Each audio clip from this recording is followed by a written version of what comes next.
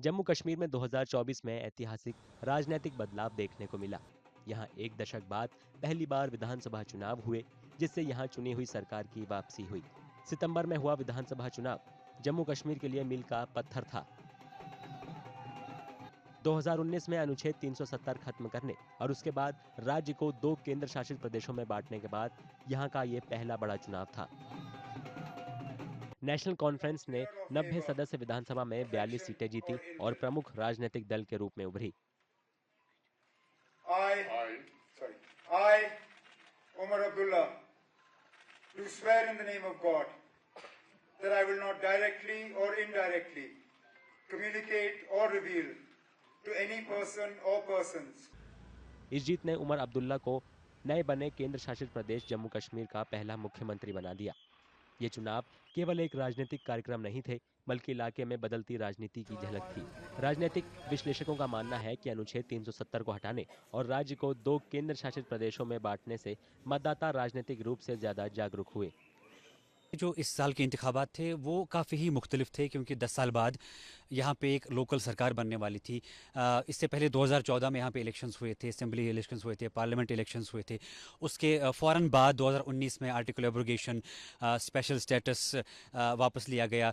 लोगों ने काफ़ी पॉलिटिकल चेंज यहाँ पे देखी, यहाँ पे कॉन्स्टिट्यूशनल चेंजेस यहाँ पे देखी, और बहुत सारी ऐसी चीज़ें हैं जिन चीज़ों की वजह से 2019 के बाद जो कश्मीर के लोग हैं वो काफ़ी ज़्यादा पॉलिटिकली अवेयर हो गए।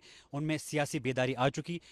उनको ये पता चल रहा था कि अब हमें किसे वोट देना है, क्यों देना है, अगर हम इनको वोट देंगे तो उससे हमें क्या फ़ायदा मिलेगा। जम्मू कश्मीर के लोगों ने 2024 के विधानसभा चुनावों में भले ही अपनी पसंद की सरकार चुनी है, लेकिन राजनीतिक विश्लेषकों का मानना है कि चुने गए विधायकों को चुनाव प्रचार के दौरान किए गए वादों को पूरा करने में बड़ी चुनौती का सामना करना पड़ेगा। अब ये देखना है कि सरकार, अब तकरीबन 2 महीने से ज़्यादा हो गए यहाँ पे लोकल सरकार बनी है, लोकल एमएलएज़ हैं, और उन एमएलएज़ में भी मैक्सिमम एमएलएज़ वो हैं जो फर्स्ट टाइम एमएलएज़ हैं, जो फ्रेश एमएलएज़ हैं। अब उनके लिए भी चैलेंजिंग काफ़ी रहेगा, क्योंकि लोग उनके पास जा रहे हैं। क्या जो उनके मैनिफेस्टो में चीज़ें थी, क्या उन चीज़ों को वो पूरा कर पाएंगे? क्या बिजली फ्री दे पाएंगे? क्या गैस सिलेंडर्स फ्री दे पाएंगे? क्या जो सबसे बड़ी यहाँ पे प्रॉब्लम है बेरोज़गारी, उसको दूर कर पाएंगे?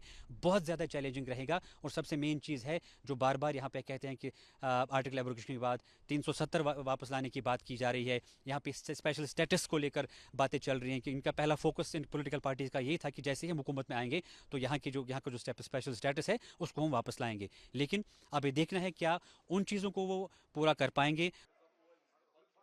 2024 के जम्मू कश्मीर विधानसभा चुनावों में रिकॉर्ड मतदान का हवाला देते हुए स्थानीय पत्रकारों ने इस बात पर जोर दिया कि इस चुनाव की प्रमुख उपलब्धियों में से एक ऐसे कई संगठनों की भागीदारी थी जो पहले चुनावी प्रक्रिया में भरोसा नहीं करते थे।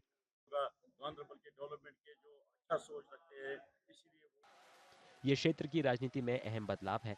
इन समूहों ने ऐतिहासिक रूप से चुनावों का बहिष्कार और लोकतांत्रिक प्रक्रिया का विरोध किया था, लेकिन इस बार चुनावी प्रक्रिया में हिस्सा लिया।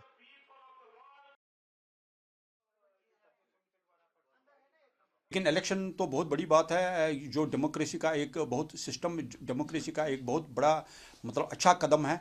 तो इसमें लोग बेतहाशा लोगों ने हिस्सा ले लिया और वोटिंग परसेंटेज भी बहुत ज़बरदस्त रही। लेकिन सबसे बड़ी बात यह है कि इसमें सेपरेटिस्ट के लोग, सेपरेटिस्ट के बेटे जो हैं वो मैदान में आए। उसके बाद जमात इस्लामी जो के लोग हैं वो मैदान में आए। जमात इस्लामी जो पहले इसको इलेक्शंस को बड़ा मतलब इसको बड़ा मान रहे थे, उसके बाद वही लोग फिर से इलेक्शन में उतरे आए। अनुच्छेद 370 खत्म करने पर विचार करते हुए अरशद डार ने भरोसा जताया कि जम्मू कश्मीर का विशेष दर्जा हमेशा के लिए खत्म हो गया है। उन्होंने नेशनल कॉन्फ्रेंस के नेतृत्व वाली सरकार को जम्मू कश्मीर का राज्य का दर्जा बहाल करने पर ध्यान केंद्रित करने की सलाह दी। We will go back to the history. There was nothing left in the Article 370. Now the Supreme Court has sealed this once for all, and there is no chance of this Article 370 will be back. तो कहने का मतलब है अब ये political parties इसको बड़ा चढ़ा के ले रही हैं कि 370 को फिर से लाएंगे, वो ये करेंगे। लेकिन अभी इनको स्टेटहुड की तरफ ज़्यादा ध्यान देना है। Instead of they should go for article 370, otherwise they are losing their time and they are wasting their time. कई साल बाद जम्मू कश्मीर एक नए दौर में प्रवेश कर गया है, जहां स्थानीय नेता केंद्र शासित प्रदेश के भविष्य को आकार देने में अहम भूमिका निभाएंगे। 2024 के विधानसभा चुनावों के सफल आयोजन और निर्वाचित प्रतिनिधियों के साथ ये क्षेत्र केंद्र शासन की जगह स्थानीय राजनीतिक शासन की ओर बदलाव देख रहा है।